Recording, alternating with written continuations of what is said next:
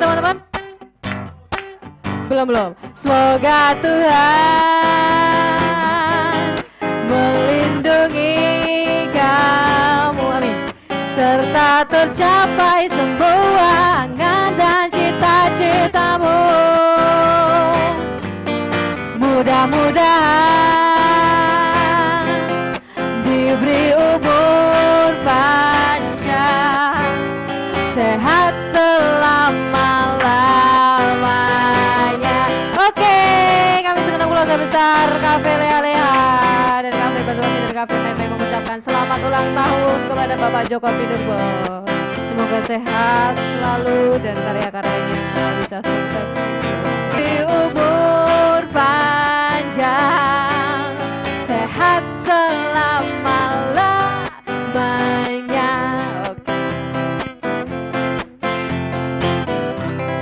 Oke, selamat ulang tahun untuk Bapak Joko Pinurbo. Monggo langsung ke depan menyampaikan sepatah dua patah kata. Monggo. Tepuk tangan untuk Pak Jokpin.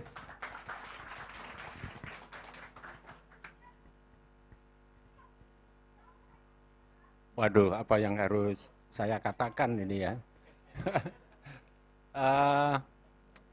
Ketika saya dihubungi oleh Arko untuk acara ini, saya berpesan kepada Arko supaya saya tidak perlu dibikinkan pesta atau apa itulah.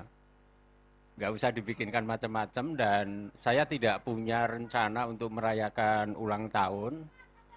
Oleh karena itu saya juga tidak memberitahu kepada seorang teman pun mengenai acara ini. Termasuk Mas Butet aja tidak saya beritahu. Ternyata muncul juga malam ini. Matur nuwun Mas Butet, Mas Harius, Pak Sumardianto atas testimoninya tadi. Saya memang tidak punya tradisi merayakan ulang tahun. Ketika tanggal 11 Mei lalu usia saya genap 60 tahun, saya tidak melakukan apa-apa. Yang saya lakukan hanya pertama bertemu ibu saya yang sudah sepuh, dan ibu saya tidak tahu bahwa saya ulang tahun. Tapi saya sowan ibu, saya minta doa restu ibu saya, sekaligus dalam hati berterima kasih telah menghadirkan saya ke dunia ini. Meskipun ibu saya tidak tahu bahwa saya ulang tahun, tapi saya bertemu ibu itu penting sekali ya, karena itu soal sejarah. Saya sebetulnya kan hanya melanjutkan sejarah orang yang lebih dulu dari saya, orang tua lah. Nah setelah itu bersama ibu langsung saya sowan almarhum bapak saya di kuburannya. Ya untuk bercakap-cakap sebentar dengan bapak saya, mengucapkan terima kasih dan sekaligus bersyukur atas semua yang telah dilakukan untuk saya. Menurut saya itu penting ya, saya membuat puisi di buku ini. Di puisi baru yang saya susulkan.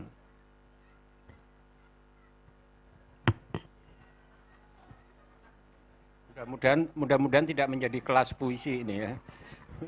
Tapi penting juga mungkin ya. Saya bacakan puisi pendek, judulnya Royalty. Ia buru-buru ngumpet di kamar mandi ketika tokoh cerita yang ditulisnya datang minta jatah royalti buku-bukunya. Salah satu tokoh cerita yang menagihnya adalah tetangga sebelah rumahnya.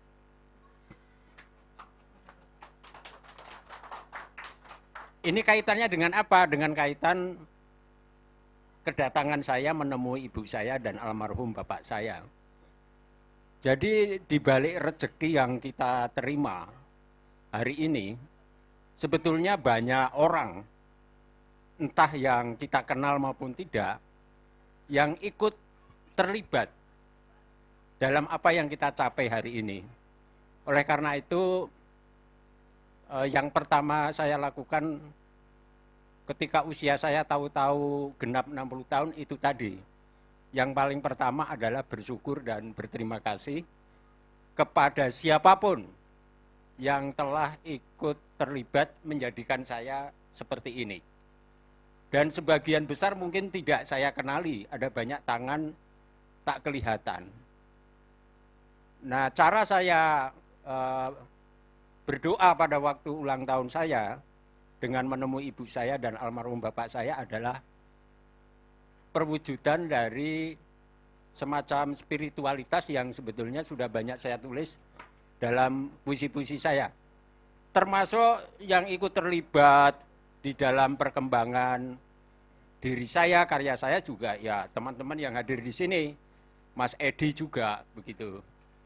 Oleh karena itu buku ini sebetulnya semacam ucapan syukur dan terima kasih kepada siapapun yang telah ikut membentuk saya menjadi seperti ini.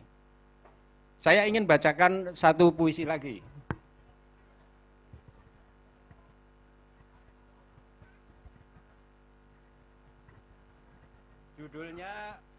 Judulnya Pasar Pagi.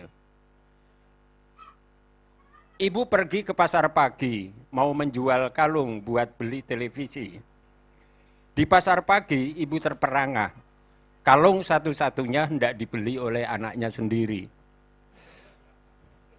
Ini cerita mengenai anak yang durhaka, ya, yang tidak tahu berterima kasih, bahkan kepada ibunya sendiri. Dan ibu di sini kan kalau masuk ke puisi menjadi pengertiannya menjadi luas, karena dia sudah menjadi metafor. Ibu dalam pengertian apapun yang mengasuh, yang membesarkan kita, termasuk guru itu sebetulnya juga ibu. Nah, kira-kira gambaran mengenai puisi saya yang ada di dalam buku ini seperti itu. Jadi semacam apa ya, renungan mengenai absurditas nasib manusia, tetapi yang disampaikan dengan cara ya bercanda, selengean, dan juga dengan cara yang santai lah itu. Nah, ini Mas Butet hadir. Saya ini menikmati pertunjukan dan penampilannya Mas Butet sejak beliau remaja.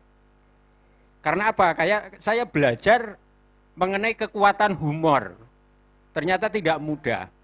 Saya banyak menyerap dari Mas Butet, dari Gus Dur. Ya mungkin orang NU juga begitulah gayanya kan.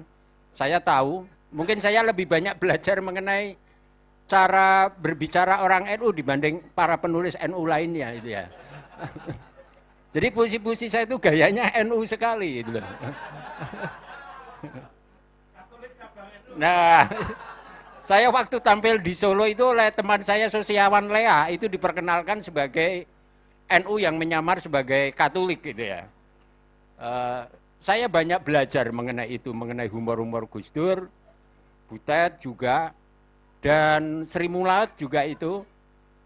Bukan terutama untuk melucu, karena saya tidak lucu dan tidak pandai melucu sebetulnya. Tapi untuk semacam menciptakan variasi lain dalam hal gaya menulis puisi.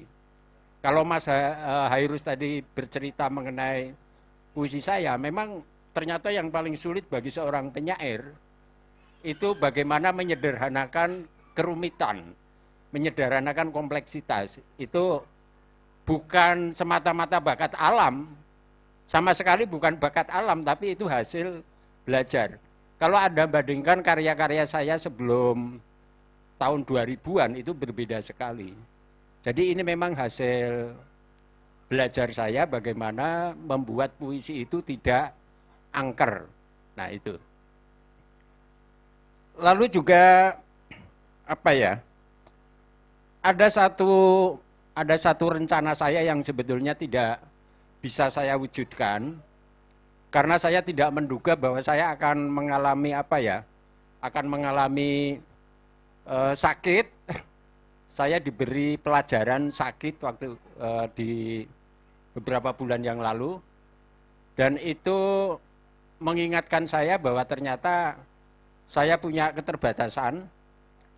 Semangat berkarya saya begitu besar, tetapi kekuatan raga saya ternyata juga mulai rapuh.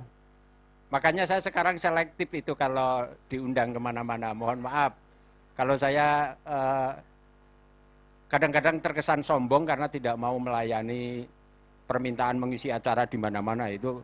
Karena saya mengukur kekuatan, saya harus mengelola energi secara lebih efisien. Ini untuk orang usia 60 tahun ke atas harus begitu. Belum lagi harus mengelola iman, ini lebih berat lagi. Mengapa mengelola iman? Usia 60 itu tahapan terakhir dari peziarahan hidup seseorang. Jelas, itu ya. Jadi di tahap terakhir inilah saya juga harus pandai-pandai mengelola rohani saya. Mengapa puisi saya semakin lama semakin sederhana terus? Karena memang saya tidak punya lagi ambisi dan obsesi dalam pencapaian sastra. Itu sudah lewat lah.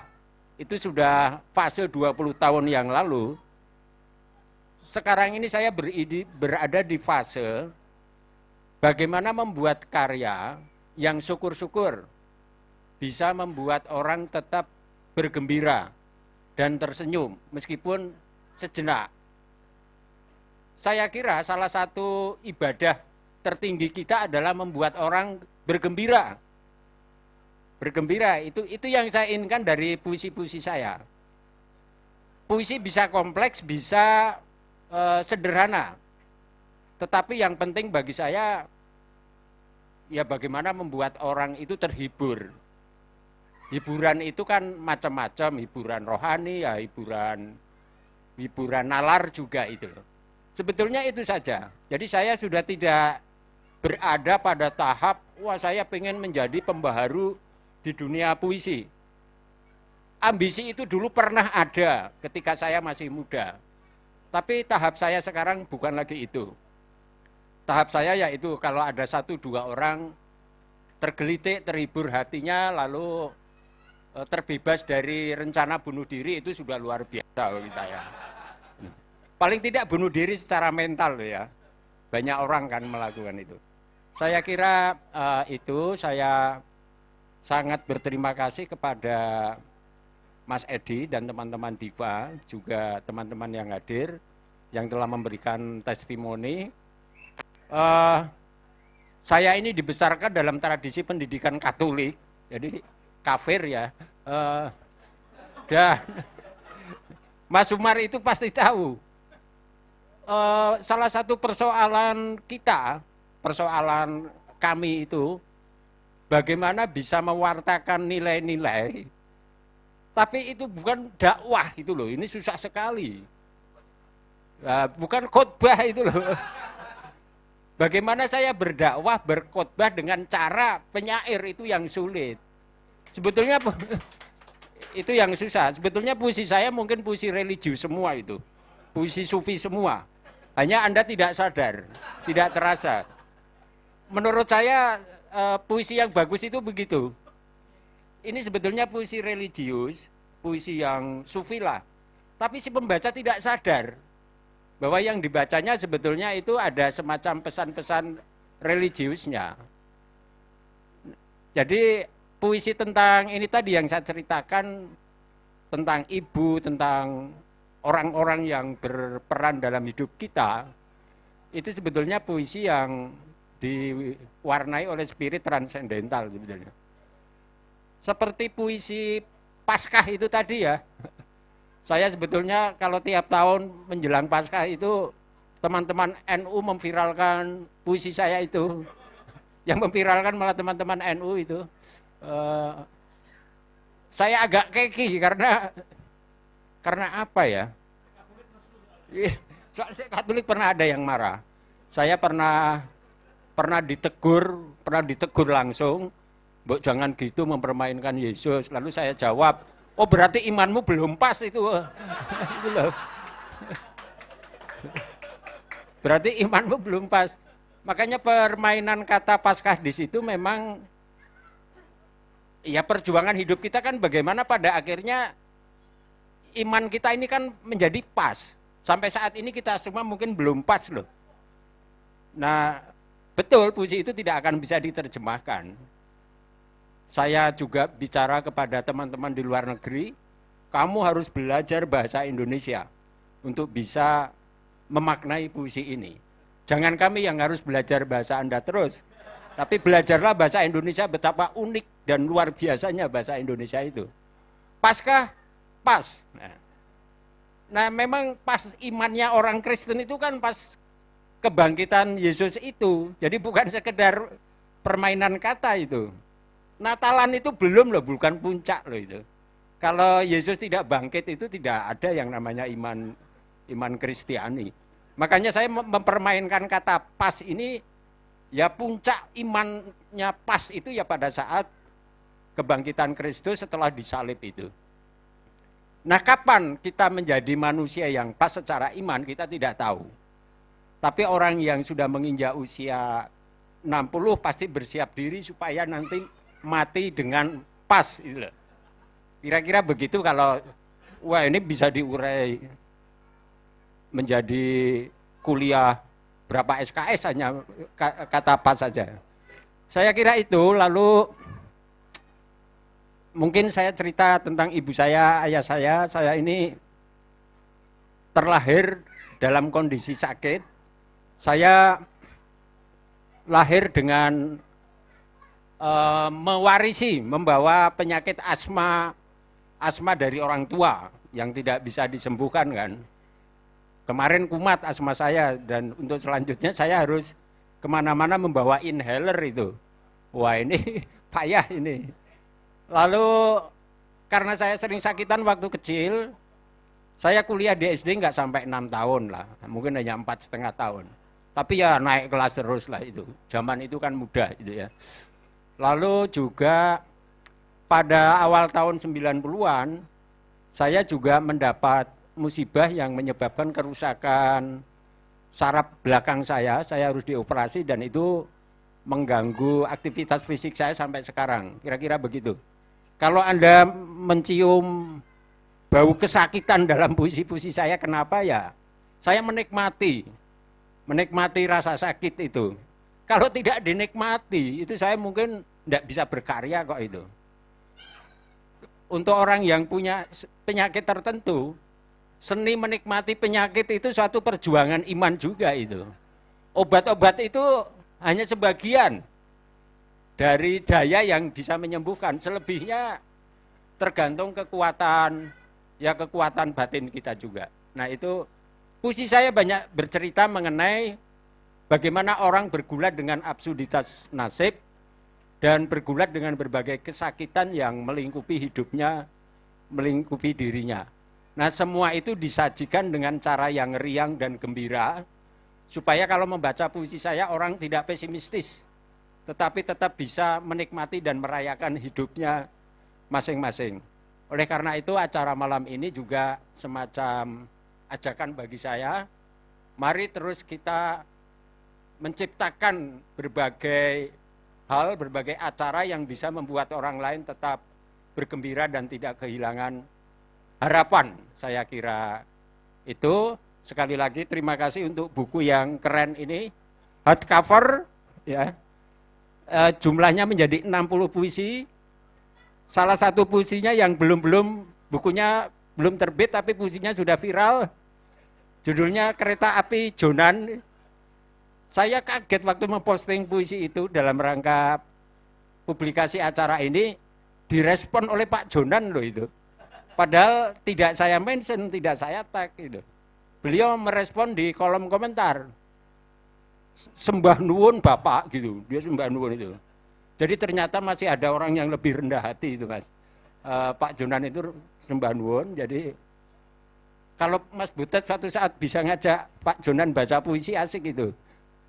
Jadi saya membuat puisi judulnya Kereta Api Jonan. Kalau ingat kereta api saya ingat Pak Jonan. Lalu saya menyebut beliau, menanggapi dengan menyebutnya Bapak Kereta Api Indonesia. Nah itu membahagiakan bagi saya bahwa seorang Jonan mau merespon postingan saya di Instagram. Saya kira itu, jadi puisi adalah perihal menciptakan dan membagikan kebahagiaan-kebahagiaan kecil. Itulah penutup dari saya. Terima kasih.